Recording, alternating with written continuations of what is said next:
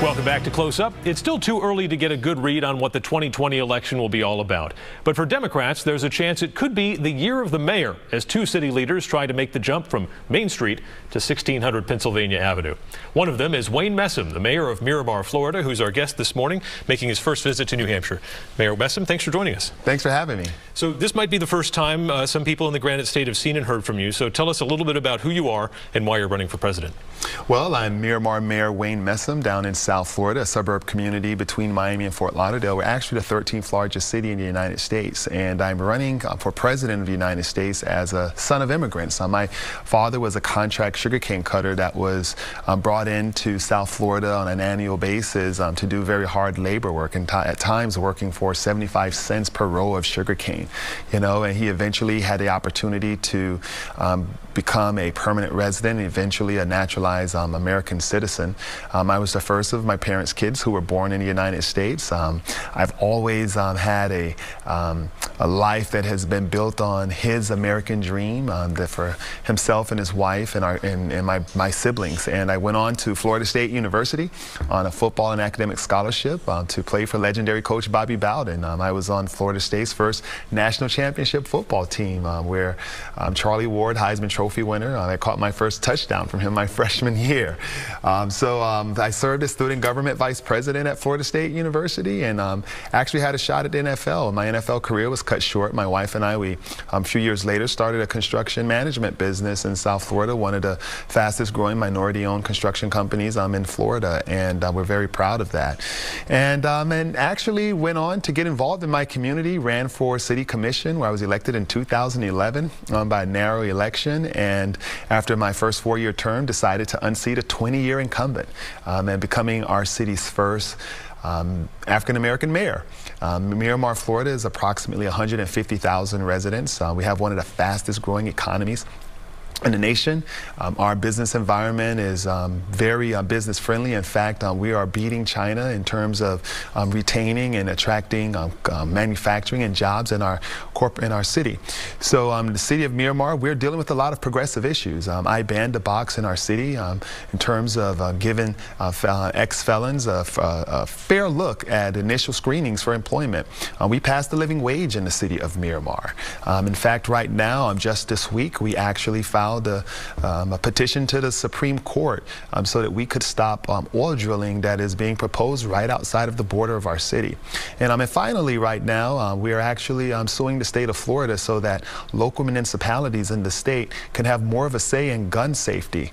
In fact, in the state of Florida right now, if I as a mayor bring before my city commission an agenda to see if we want to ban assault-style weapons in our city, I can be removed from office by the governor, fined $5,000 personally, and our city could be exposed to litigation. And that's just because of the grip the NRA has on the Florida legislature.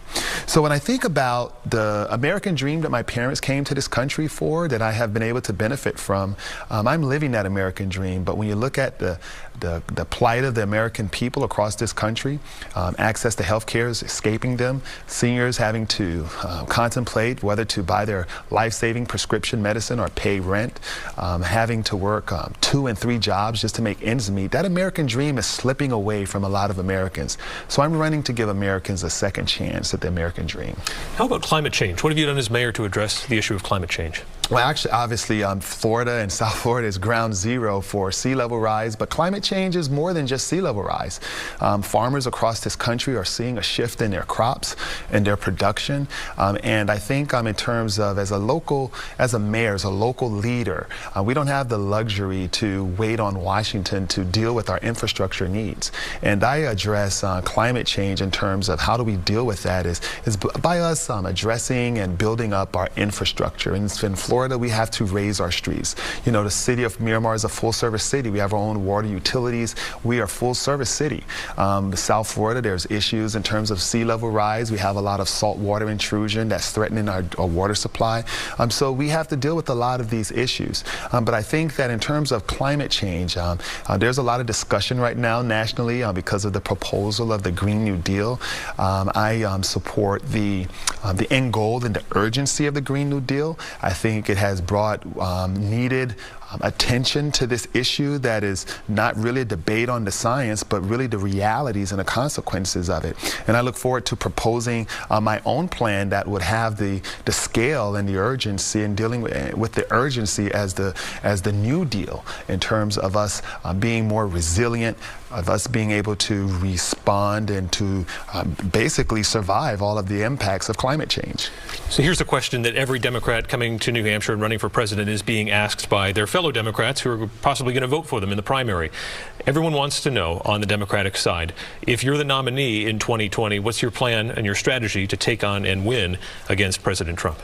Well, I think what voters are looking for is someone not only who can beat Trump, but someone who's just the opposite of President Trump. You have a president right now that is dividing America. You have a president right now that really isn't working for the average American, hardworking Americans. A Messam administration will ensure that we have a tax code that gives relief to average day Americans. I was the first Democratic candidate to propose the student loan debt forgiveness program that goes much farther than what has subsequently come out by other candidates. I want to eliminate the entire $1.5 trillion so that hardworking Americans who have been told for decades to have a high-paying job, you have to go to college. You have to get a 4-year degree. In fact, employers are requiring you to have this. But yet, if you're from a family that can't afford $30,000, $40,000, $50,000 per year to go to college, you have to seek financial aid. And oftentimes that financial aid has the complexion of a very hefty student loan. And they're carrying that burden, while the country and corporations are benefiting from having skilled and educated workforce. I think we can share that burden across the board. So before we take care of the cost of high education right now, which is important, and we have plans on how to deal with that, we have to release and forgive the $1.5 trillion as an economic stimulus, because it'll add $80 to $100 billion to the gross domestic product. It'll create 1 million to 1.5 million jobs just in the first year alone, freeing up $400 a month in payments and eliminating, on average, $30,000 in debt that not only students have and recent graduates have, but mothers, fathers, and grandparents are carrying this burden for their children to ensure that they're educated so they can have that high-paying job. Voters love to see an elected official who can work across the aisle. Can you name a Republican in Washington you would be working with as president? Well, the thing is that I think it's about serving issues. The problem with Washington is it's broken, and the very nature of the question to say that there's a partisan divide. You know, as a mayor, we work in a nonpartisan environment. That's our world as mayors. We don't see red or blue. What we see are streets flooding. What we see is how do we reduce crime in our communities. What we see is how do we ensure that seniors have social services that can help them live the best of their years. So if I will work with anyone, whether they're Democrat, Independent, or Republican, to solve this nation's challenges. And that is why I think this 2020 election cycle needs a fresh approach, someone away from Washington who can really look at issues and have a different perspective as it relates to the partisan divide in Congress. Because you're going into a situation, not as a U.S. Senator who's a Democrat that's boxed in their corner and it's my way or the highway or our party's way. I think what has to happen is that we have to force the issue and have the political will to solve the issue so that Americans can have a chance to achieve their own respective American dream. One area where experience does matter is foreign policy. How would you play catch up on that issue? Because you'd be learning on the job there essentially as president. Well, regardless of whoever you are as president, you're not going to meet every scenario that falls within the reins of the President of the United States. When I launched my exploratory committee on March 13th, I actually took an independent trip to Israel. I met with the Ministry of Foreign Affairs. I met with one of their high deputy ministers. I met with the deputy speaker of the Knesset, as well as the far right wing of the Israeli party, as well as the Labor Party in Israel. The next day I went to Ramallah. I met with Dr. Saeed Arafat, who actually negotiated the Oswald Accord. Met with every average day Palestinians as well as Israeli people. And what stood out was that they all want to directly negotiate to ultimately resolve their two-state solution, which they both agreed to. And currently right now, this administration is doing everything but facilitating that process. We as a nation has lost our reputation as being an honest broker. What will guide me as Commander-in-Chief and the President of the United States as it relates to foreign policy is that I will work to restore that viewpoint and that trust with our allies and our neighbors across the various oceans of this earth, to see that America will be the honest broker that we've been for years, because we have to get away from this administration that has made enemies of our allies and friends and have befriended our enemies and have taken an isolationist position in terms of solving these issues. And that's what's so critical.